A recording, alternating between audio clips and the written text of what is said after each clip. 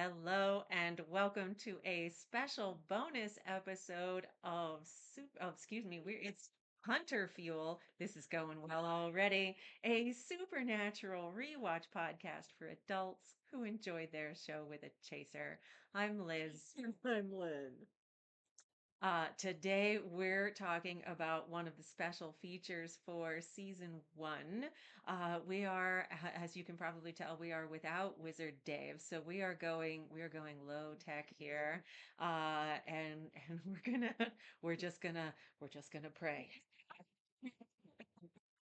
Uh, I'm free and just gonna make this interesting. we had free gamed ever so slightly, and by ever so slightly, we went to a local distillery.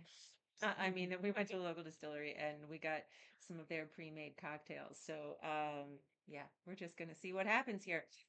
So we have watched the Paley Television. It's the Museum of Television and Radio, and it was the very first supernatural panel ever. Um, it's one of the special features available on the season 1 discs. If you have it on DVD or Blu-ray, you have access to this. And so we're going to talk a little bit about what happens in that. So with that, let's get this show on the road. The panel was recorded on March 4th of 2006. So for reference, not not even the entire first season of Supernatural had been aired on television at the time. They were on the WB. They had gotten word the network was merging and they were going to become the CW. Um, but it was recorded after Shadow had aired and before Hell House, which amusingly enough is just when Yeah.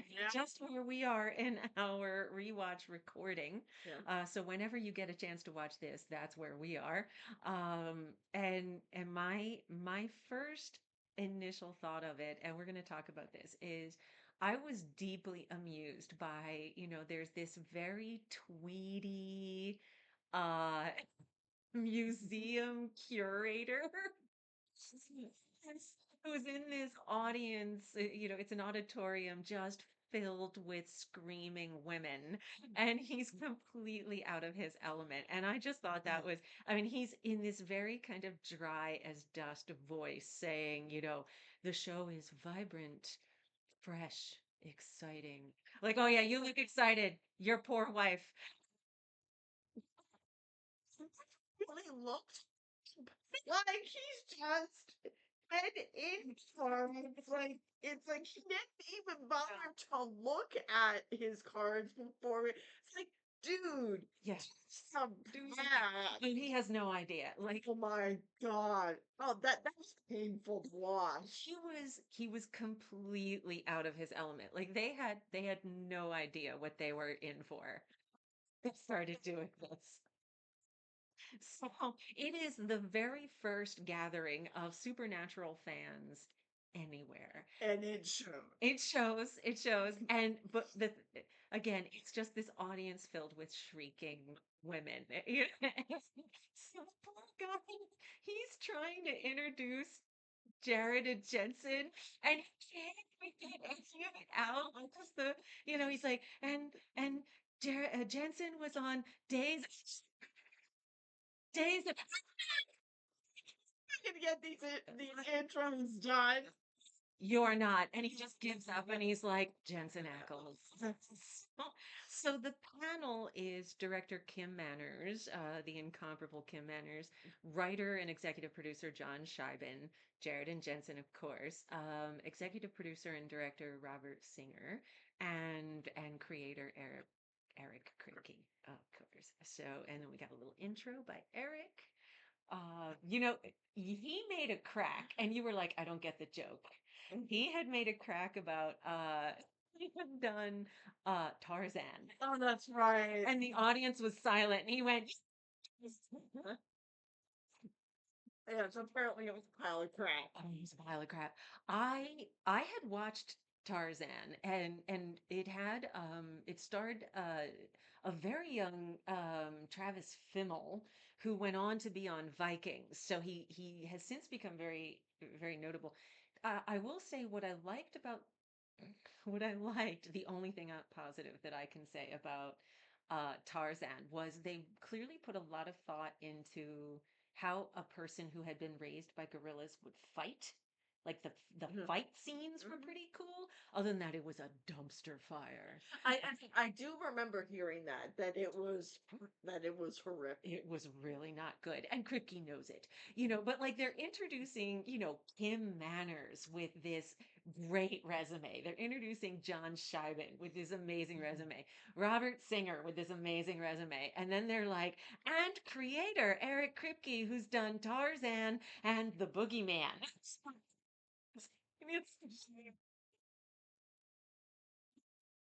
My God, now he has a heck of a lot to that. he does an amazing storyteller. Everybody's got to start somewhere. Yes, absolutely. Like 100%. I've got like I started my career as a shoe girl in a third tier retailer. Like I got sometimes you just need a job.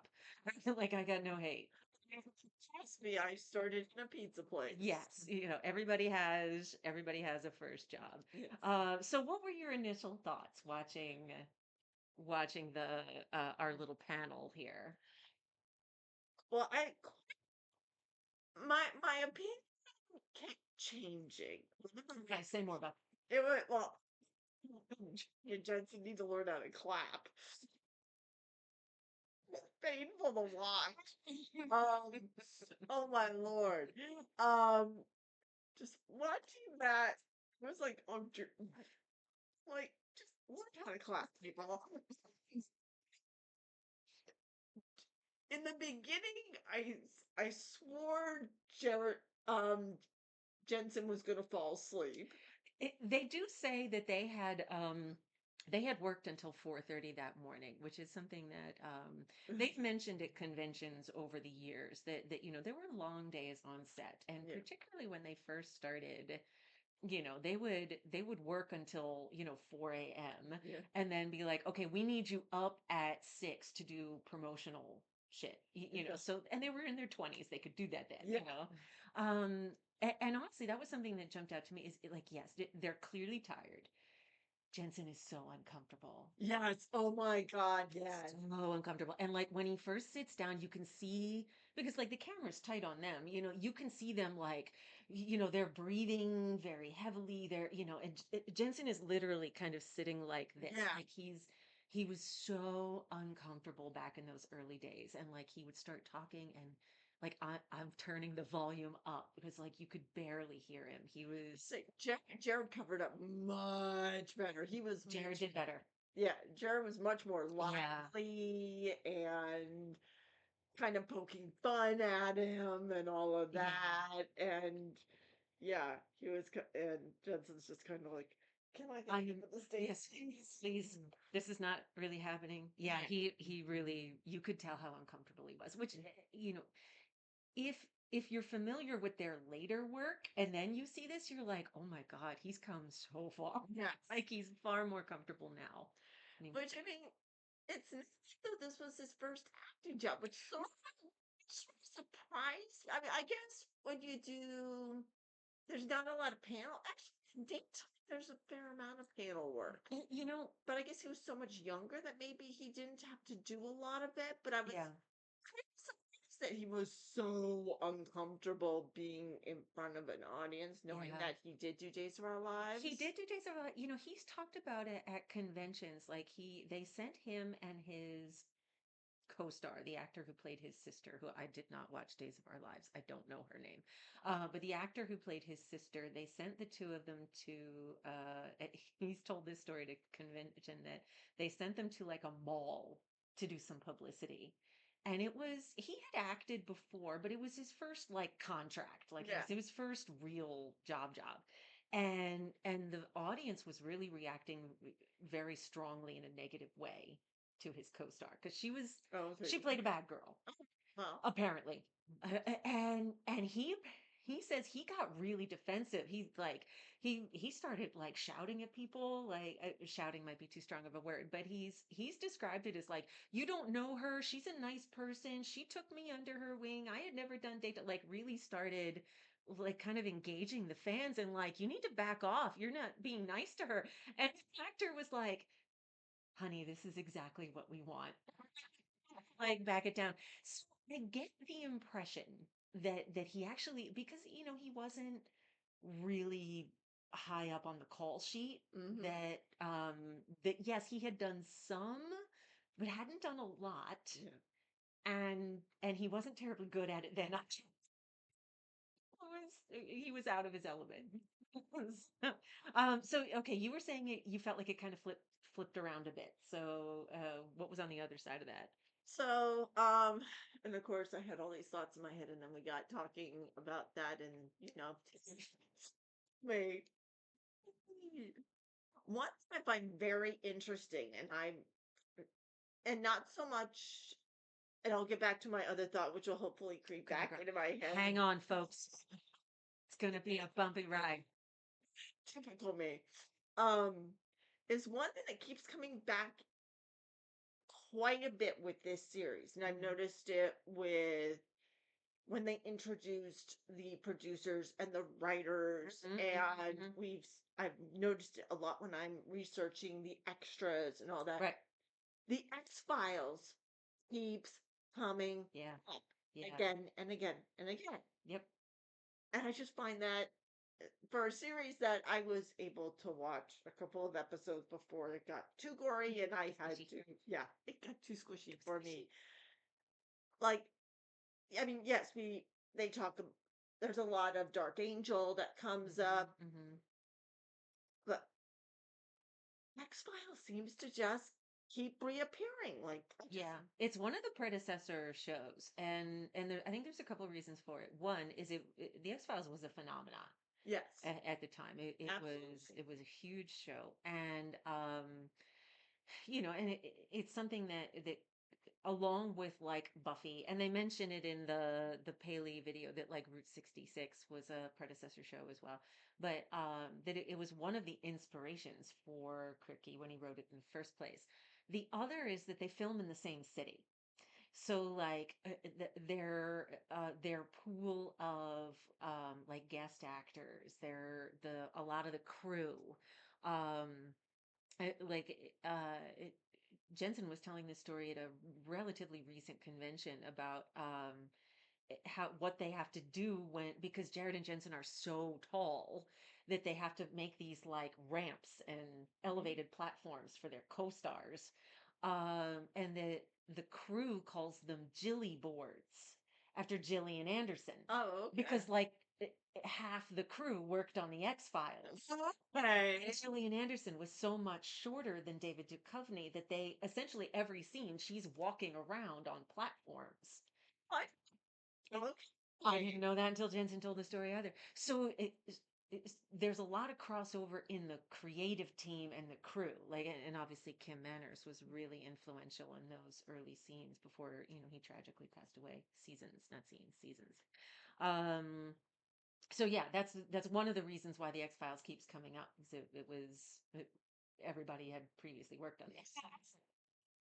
So I found that one interesting. And as I said, just watching, I think it was Dean's just watching obviously it's Jensen. Jensen Ackles, but Oh yeah.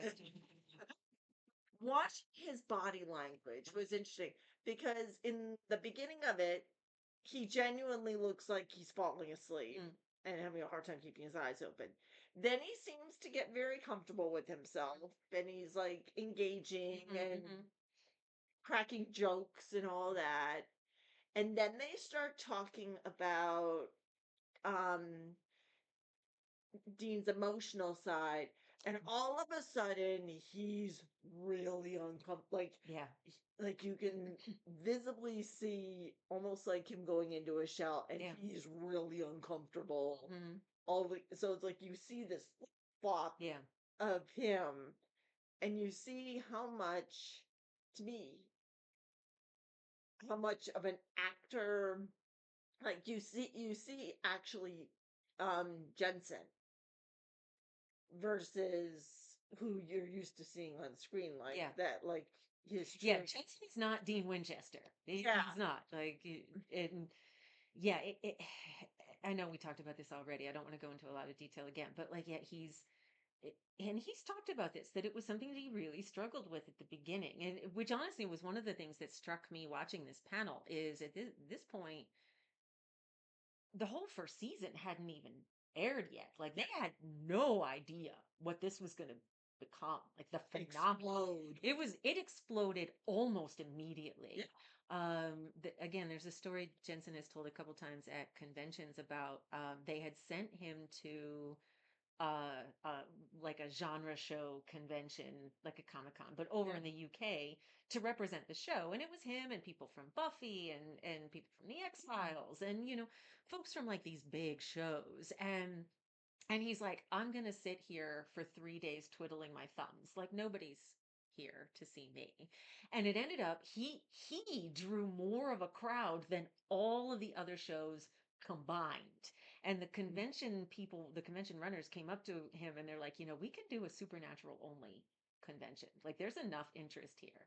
And they still 20 plus years late, darn near 20 years later, they're still doing supernatural only conventions that sell out globally, and a lot of them. So this was the very beginning, and they had no idea this phenomenon was going to happen. And like they were unprepared for the fangirls. Um, Which actually kind of surprised me because let's be honest, you got two 6 foot plus tall, good looking guys who can legitimately act. yeah. What what were they expecting? But again, keep in mind what else is on the CW at this time. Well, it was the WP, but like what else is on television at the time? Like that they were populated. Like all of the shows were hot people. So like for this to explode the way that it did, like go ahead. I'm just saying it was different though. It was different, and they were not prepared, and they even and this is something, depending on when you watch this, we either will talk about or have talked about in an episode coming up, mm, from where we are now next season, about the studio was kind of slow to realize they needed to get like private security for these guys. And going back to the convention in the UK, and again, this is a story they've told. They send Jensen by himself, and a fan went full spider monkey and leapt out of the crowd, wrapped her legs around Jensen's waist, got her arms around his neck, and tried to like pull him in to kiss her violently. And fortunately, he was there with a friend. Jason Mance, who like literally jammed a forearm in her throat to stop her from sexually assaulting, because that's assault. There's a wrong way to fangirl. That is the wrong way to fangirl. And Jensen said like it took three burly guys to pull this woman off of him. They were unprepared for any of that. I, I agree. There's a right way to fan, and that is the wrong way to fan. Don't be that fan. So yeah, like yes, they're attractive guys, but Hollywood is filled with attractive guys. That this show had lightning in a bottle that they didn't know what they had yeah. initially, which honestly was something that kind of stood out to me watching the panel. Is just a lot of them like, what is happening? And at one point they were asking Kripke about um like did he have a plan, and he's like, yeah, I've got a plan for like, if we get 3 or 4 seasons. Like I loved Jensen's response. It was like, or no, when they said, or well, 15 years, and I'm not sure whether it was Jordan Jensen said,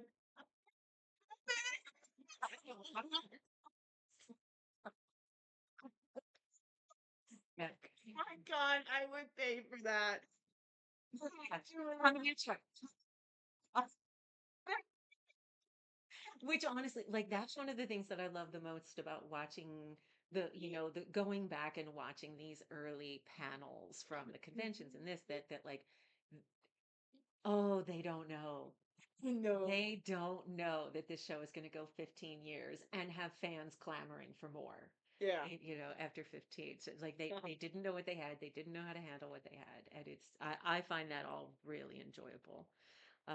Okay, what else stood out to you watching this? Um,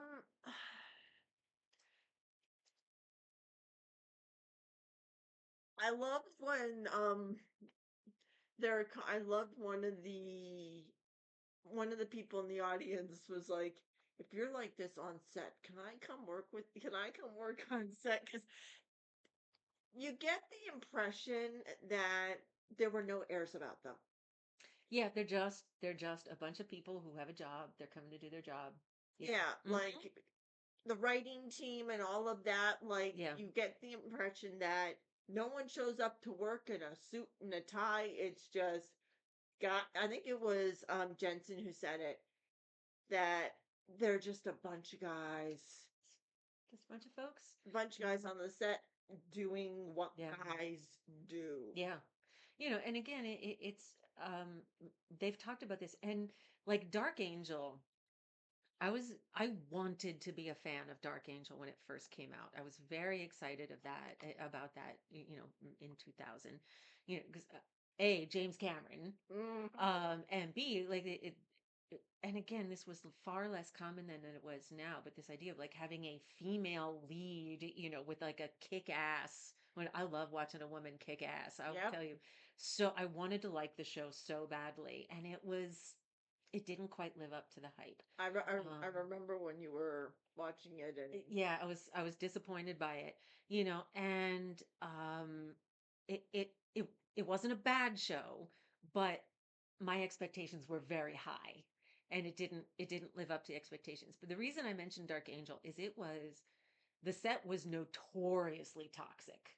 Like back when you would read the papers, read magazines about these shows, like there were constantly interviews about like just how toxic it was on the set. And Jared and Jensen both promised themselves like that is not the set we're gonna have. yeah. Like it and the leads really do set the tone for the set. And they Yeah. just absolutely insisted people are going to enjoy coming to work, or what are we doing? Yeah. Like if people don't like coming to work here, there's no point in us doing this. Yeah. Well, I mean, they do, and I think this is sort of reiterating, but just a different way.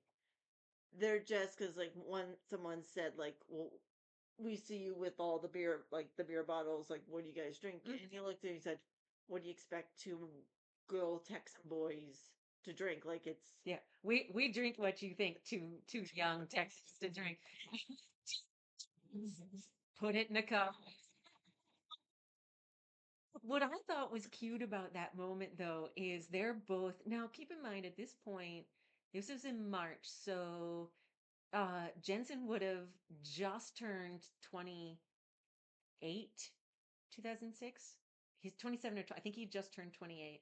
Jared is going to turn 24 that summer. I might be off by a year. But maths are hard. Um, but somewhere in there, so they're grown men. They're in school, and they're like, "Oh, my mama might see this. Can we?" They're like, "Please, can we not? Can we not talk about this?" I was kind of like, because they had just talked about how Jensen is so Christian, like right before then, Yeah. which led to because one thing it's really funny because I was just thinking about this Hmm. last night is for a show that has these two really good looking guys, there yes, we constantly have him hi- hitting on somebody, Hmm. but he does it with quick wit and with his eyes. Hmm. He's not There, groping anybody. like, there's little romance. Oh, well, yeah, romance is not a part of this show. Like there's essentially no romance. But yeah, like it's that's something we're probably going to talk about in episodes to come. But yeah, I'm cutting you off. I'm sorry. Finish your thought, and then I'll say, I was cutting you off, so yeah.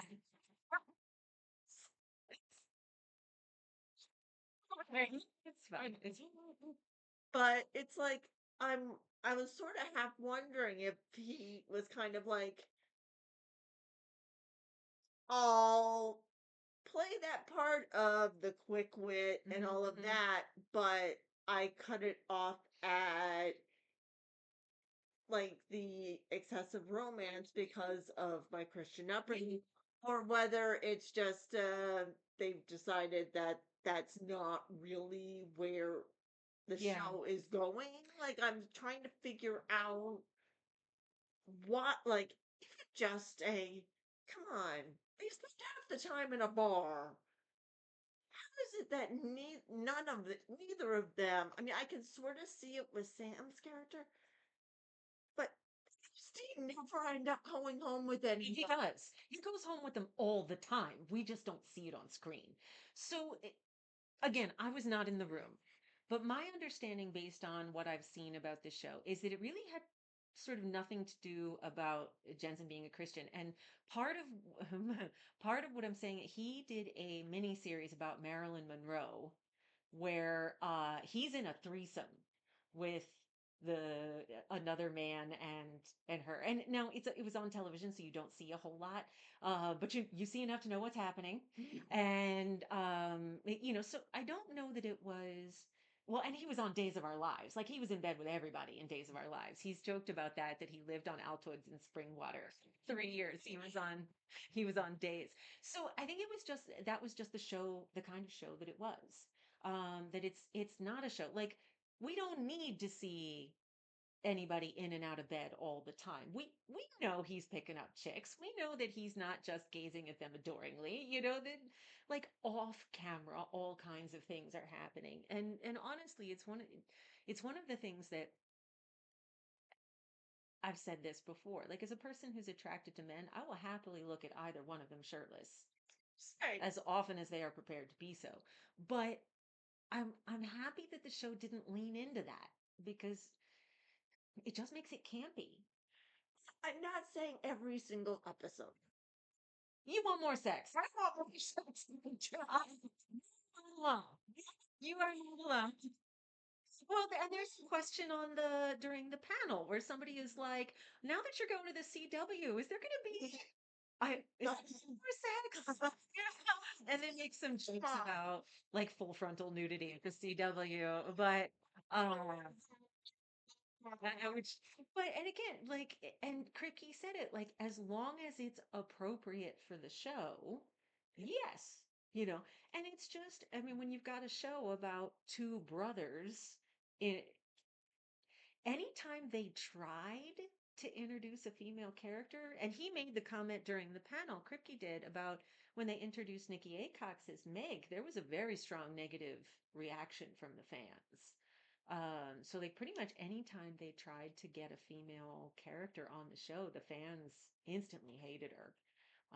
Like they didn't, we don't want anybody messing up the dynamic with the boys.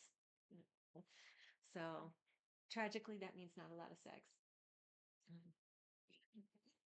More sex.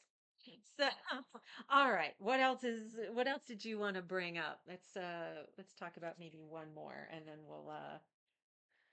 Let's see. we'll get this show on the road here. Well, I was gonna say, what were some of the Mm. things that you? Because I'm the one that's doing all the talking, which is a like. Yeah, no, that doesn't happen. I yap on. You know what? I did like the comment they made about broadcast standards and practices, Yes. where they were talking about, and they used the example of Nightmare, where they filmed more than they thought they could get away with, Yes. knowing that the standards and practices was going to say you've got to cut this, and they would do that on purpose. Like, okay, Right. here's what we want. I Yeah. need to get both hands in the frame. So we're going to film this much. It's all backwards. I don't know what to. We're going to go backwards. And then when they say cut it, then we can go back to what we wanted in the Yeah. first place. And it made me think about the film American pie. Yes. I think the perfect example here that a lot of times when you're dealing with, the Motion Picture Association rating board, when you're dealing with standards and practices, it's not what you do, it's how long you do it, Yes. which that's what she said. But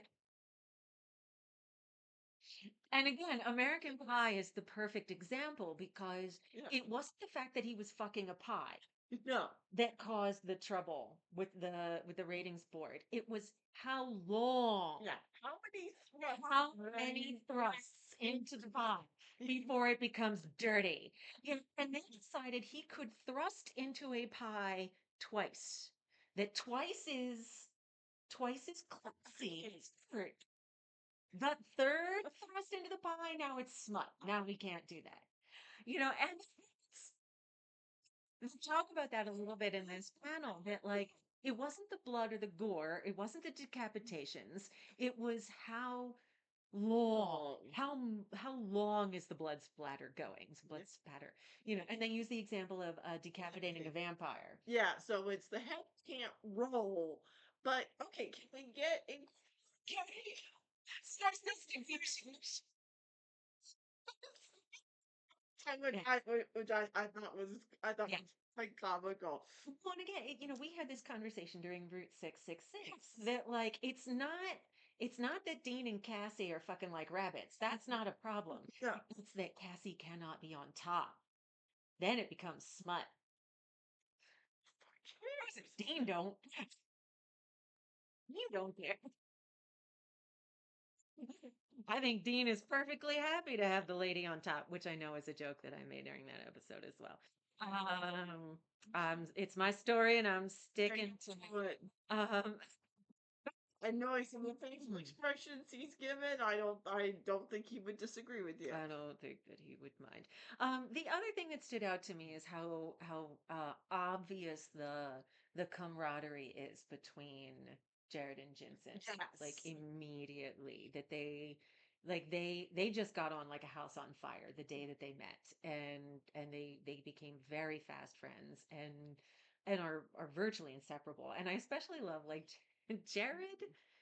Jared is a giant goofball, and he doesn't really like he's a big dude, but he doesn't have a good appreciation of how big of a person he is, and he's constantly breaking shit. Like they talk about it on the set about how like as soon as the on-set carpenters realized that Jared was going to have to interact with a piece of the set, they would get their screw guns out and like they would quick reinforce everything because they just knew he was going to break it. And you can see that in the panel where like he's talking and he's his microphone off and he's knocking shit over and Jensen is just like I like moving things like you can tell that like Jensen's the big brother in real life as Dean is the big brother on screen, and I thought that was a lot of fun to see. What I loved also on that point is, and I'm trying to think who was the one sitting directly to their right, the one in the trousers, the one who was the older. Oh, that's Robert Singer. He was the director and he was executive producer that they were like, shit, we've got a guy who's done Tarzan. He's gonna need some help, and they brought in Robert Singer. Yeah. So it was an arranged marriage between the two of them. And so Jared and Jensen are like going back and forth, and we look over at him, and he's like, "Yeah, and I have to produce these two all day long." Yeah, This is the directing. his life. Yeah, trying to manage this is a Well, fun project. yeah, they have a lot of fun on set. Which, if you've ever seen any of the gag reels for the show, they're having a good time. Yeah, especially when Jared tried to lean over. I love that Jensen like points at the audience, like we've no, not in front of people.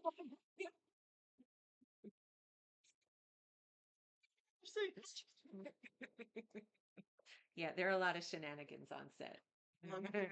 Shenanigans are good. All right. The only other thing that I really kind of wanted to mention is, and so again, they're, a little bit better than halfway through the first season, and somebody asked what car the guys are driving. And they're like, oh, it's a 67 Chevy Impala.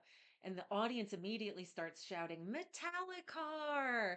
So like immediately the fans gave the car a name, which I thought was cute. They called her a Metallicar.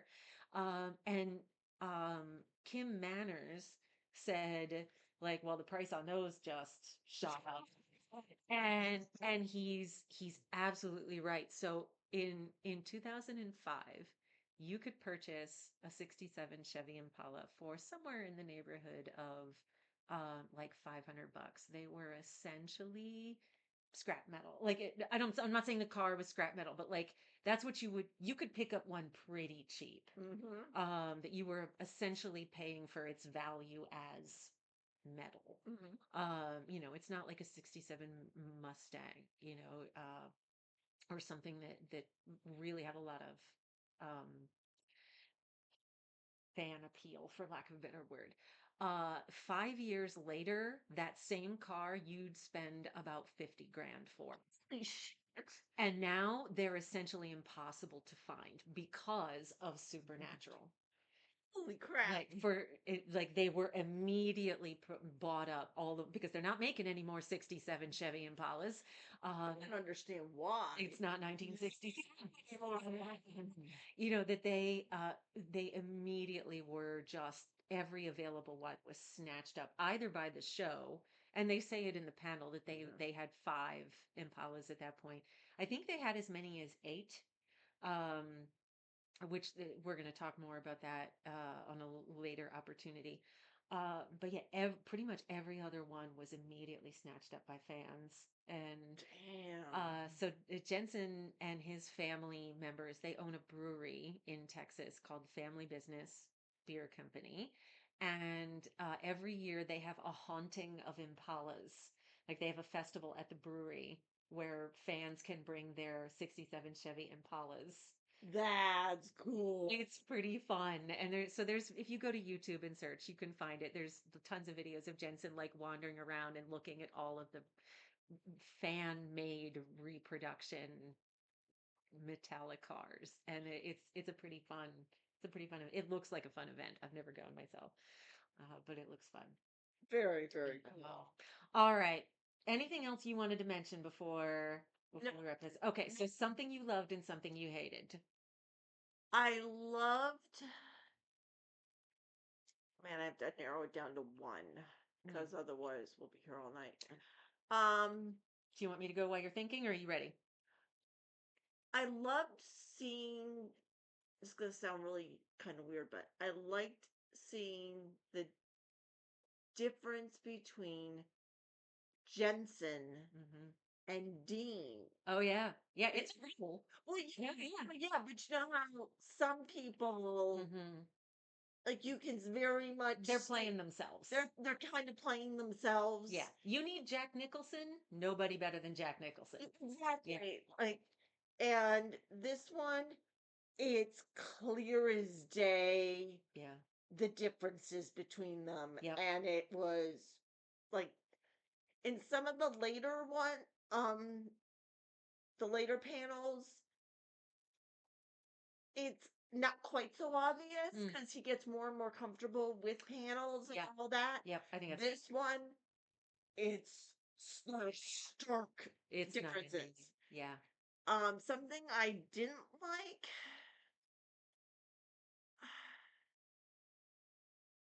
There's not. Oh my god, I'm having a hunt. Um, I wish some of the questions had been a little meatier. Mm, yeah, that's fair. Like they were all sort of very surface level. Nothing had to really dig deep. Yeah.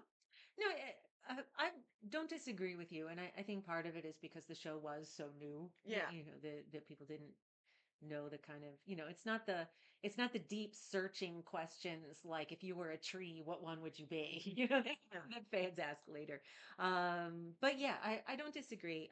For me, I talked about this a little bit already, but again, like how quickly this became a phenomenon, like how very quickly. Like this thing was strapped to a rocket.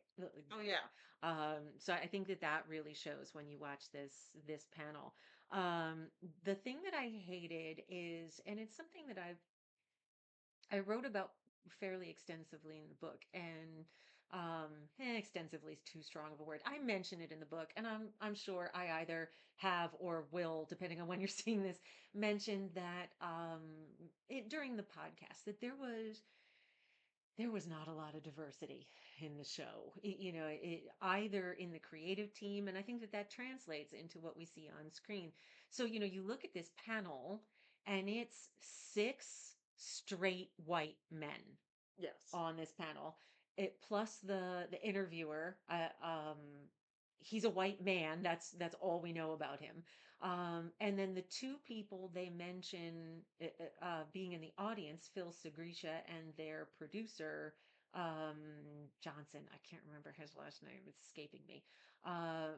Again, straight white men. So with the exception of somebody like Sarah Gamble, who was not invited to be part of the panel, Rael Tucker, also not part of the panel, um, who, okay, they're women, but they're now straight and white. I could be wrong about them being straight. I don't know the answer to that question.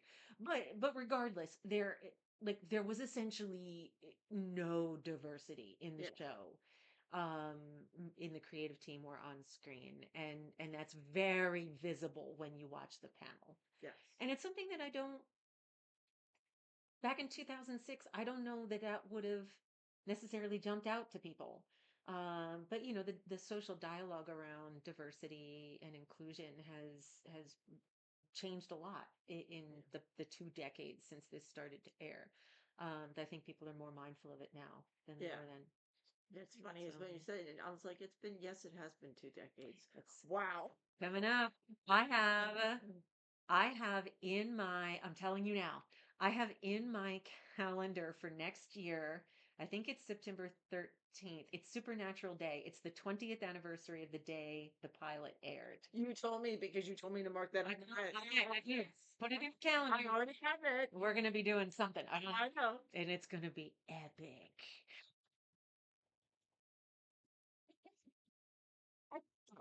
All right. Well, I love you too. So that is last call. Thanks for coming along with us for the ride. Let us know in the comments what you thought about this bonus episode. If this is something you'd like to see us do more of in the future. I bumped the wrong button and now I can't see my script. Oh, crap.